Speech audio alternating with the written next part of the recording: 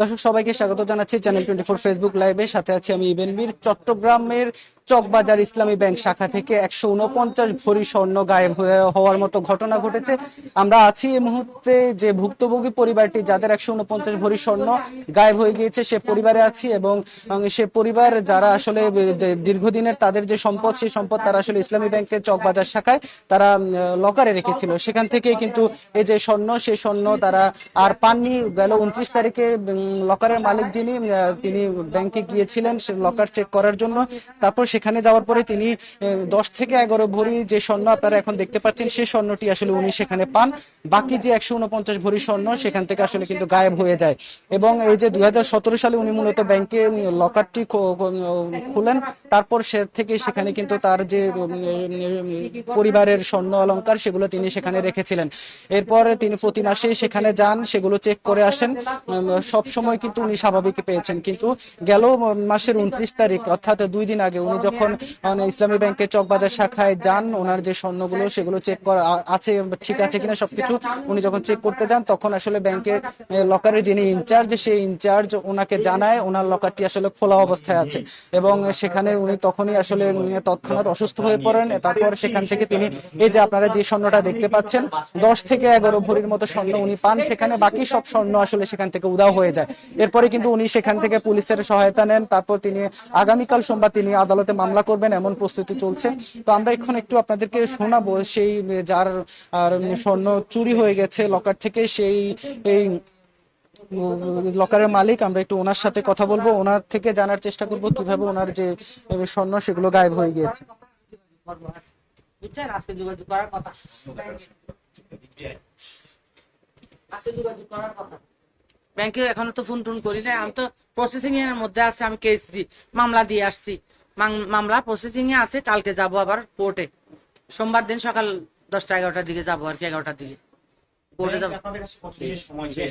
7 দিন। ও ব্যাংক বলছে রোববার থেকে বৃহস্পতিবার আমাদেরকে একটু সময় দেন। আচ্ছা ঠিক আছে, সময় দিলাম 7 দিন, কিন্তু এর আগে থেকে তদন্ত করে জানাইতে হবে, এর আগেই জানাইতে হবে। রবিবার সোমবার মঙ্গলবার, আমি এই মঙ্গলবারের ভিতর একটা কিছু জানাতে হবে আমাদের। ওইখানে গিয়ে লকারে কি কি স্বর্ণগুলো পেয়েছেন এবং সেই স্বর্ণগুলো এগুলো কিনা? হ্যাঁ, এগুলা। আচ্ছা, আপনার কি কি ধরনের মানে স্বর্ণ গয়নাগুলো ছিল সেগুলো? আমার গয়না বেশিরভাগ চুরি, ব্যাঙ্গলস, বুঝছেন, ওই 40টা ব্যাঙ্গলস, গলার কানের সেট, তারপর হচ্ছে চেইন, তারপরে কানেরও 40-50 জোড়া হবে, 40-50 জোড়া কানের, বুঝছেন, হাতের চুরি সব মোটা মোটা চুরি, 60 গ্রাম করে করে এক জোড়া, 60 গ্রাম করে করে এক জোড়ার ওজন। দুবাই যাই তো আমি সবসময়, প্রায় সময় যাই দুবাই যাই, দুবাই থেকে নিয়ে আসি, এখান থেকেও কিনি, এখানে বিশাল জুয়েলার্স আছে ওখান থেকেও কিনি। আবার আমার বউয়ের গয়না, 2 বউয়ের গয়না, 2 বউয়ের বিয়ের গয়না সব আমার কাছে রাখে। আমার মেয়ের গয়নাও ছিল, মেয়ে অর্ধেক নিয়ে গেছে, অর্ধেক রেখে গেছে, বুঝছেন। আমার একার না, আমার 2 বউয়ের, আমার মেয়েরও অল্প। ব্যাংকে রাখলে নিরাপত্তার জন্য, এখন সেই ব্যাংক থেকে গায়েব, কি বলার আছে আপনার? এটা তো আমি মানে কল্পনা করতে পারছি না যে ব্যাংক থেকে কিভাবে গায়েব হইলো। আমার মানে মাথায় আসতেছে না এটা কি হলো, কিভাবে কি হইলো। এখন ব্যাংক কর্তৃপক্ষ, ঊর্ধ্বতন কর্তৃপক্ষ আমার এগুলা দিতে হবে সমপরিমাণ ক্ষতিপূরণ। আমি সমপরিমাণ ক্ষতিপূরণ চাই। আর যারা লকার খুলছে ওদের কাছেও আমার অনুরোধ, ইসলামী ব্যাংক থেকে আমার মনে হয় একটু চেক করে আসলে ভালো হইতো। ইসলামী ব্যাংকে যাদের লকার আছে, ইসলামী ব্যাংকে বিশেষ করে যাদের লকার আছে একটু চেক করে আসলে ভালো হয় আর কি, বুঝছেন। ওর তো সিকিউরিটি নাই। এই বাকি যে স্বর্ণগুলো যখন দেখেছেন মানে এই এতটুকু আছে, তখন আসলে ব্যাংকের যিনি আপনার ম্যানেজার যিনি ছিলেন উনি আসলে কি বলছে আপনারা? উনি তো আমার ব্যাগ ধরে দেখেও নাই। ব্যাংকের ম্যানেজার সাহেব গোল্ড দেখার কথা দূরে থাক, ম্যানেজার সাহেব ব্যাগও দেখে না কি আছে কি আসে বিষয়। ওসি সাহেব আমি তো সাথে সাথে নিয়ে আসছি, আমি সাথে থানায় গিয়ে, চকবাজার থানায় গিয়ে আমি ওসি সাহেবকে নিয়ে আসছি। ওসি সাহেবের টিম সহ, ওসি সাহেব খুব কোঅপারেট করছে, খুব ভালো মানুষ। ওসি সাহেব সাথে আসছে, সাথে এসে এগুলা সব ভিডিও করছে। একটা গলার সেট ছিল, ওটা এখন খুঁজে পাচ্ছি না, বুঝছেন, এই মুহূর্তে পাচ্ছি না। ওসি সাহেব সাথে সেগুলা সব ভিডিও করছে, লকার ভিডিও করছে, সাক্ষাৎকার নিছে। ম্যানেজার সাহেব তখন ছিল না। আচ্ছা, আপনার এই যে দীর্ঘদিনের জমানো সম্বল এইভাবে ব্যাংক থেকে গায়েব হয়ে গেল, আপনার এই মুহূর্তে আসলে ব্যাংক কর্তৃপক্ষের নিরাপত্তা নিয়ে আপনার কিছু বলার আছে কিনা? ব্যাংকে তো এখন কোনো নিরাপত্তাই পাচ্ছি না, দেখেন না, টাকা রাখলেও বলতেছে গায়েব হয়ে যাচ্ছে, টাকা রাখলেও গায়েব হয়ে যাচ্ছে, গোল্ড রাখলেও গায়েব হয়ে যাচ্ছে। কিভাবে কি করব, কিছুই তো বুঝতে পারতেছি না, বাসায় তো সিকিউর ফিল করতেছি না, বাসায় তো সিকিউর না, ব্যাংকেও সিকিউর না, তো কি করবো এখন? আপনারা বলেন কি করতে পারি এখন, কি সলিউশন দিবেন আপনারা? আমি তো এখন কোর্টের আশ্রয় নিছি, কোর্ট থেকে যাবে, কোর্ট থেকে ম্যাজিস্ট্রেট কোর্ট থেকে ব্যাংকে যাবে, ব্যাংক থেকে থানায় যাবে, আপনার ইনকোয়ারি। সর্বমোট কত ভরি ওখানে রেখেছেন, কত ভরি ফেরত পেয়েছেন? ফেরত পেয়েছি ধরেন 10-12 ভরির মতো, আর 149 থেকে 50 ভরি গায়েব হয়েছে। 50, 150, 49, 1 ভরি মনে হয় একটু কম হবে, 149 ভরি। আমরা শুনছিলাম আসলে যে যার যে স্বর্ণ গায়েব হয়ে গিয়েছিল সেই লকারের মালিকের বক্তব্য শুনছিলাম, এবং তিনি যেমনটা আসলে জানাচ্ছিলেন তার 149 ভরি স্বর্ণ, যেটির আসলে এই মুহূর্তে বাজার মূল্য হিসাব করলে 1,17,000 টাকা চলছে প্রতি ভরি স্বর্ণের দাম। এবং সেই স্বর্ণ 1,17,000 করে হিসেব করলে আসলে প্রায় 1.5 কোটি টাকার উপর আসলে এই সম্পদ ছিল।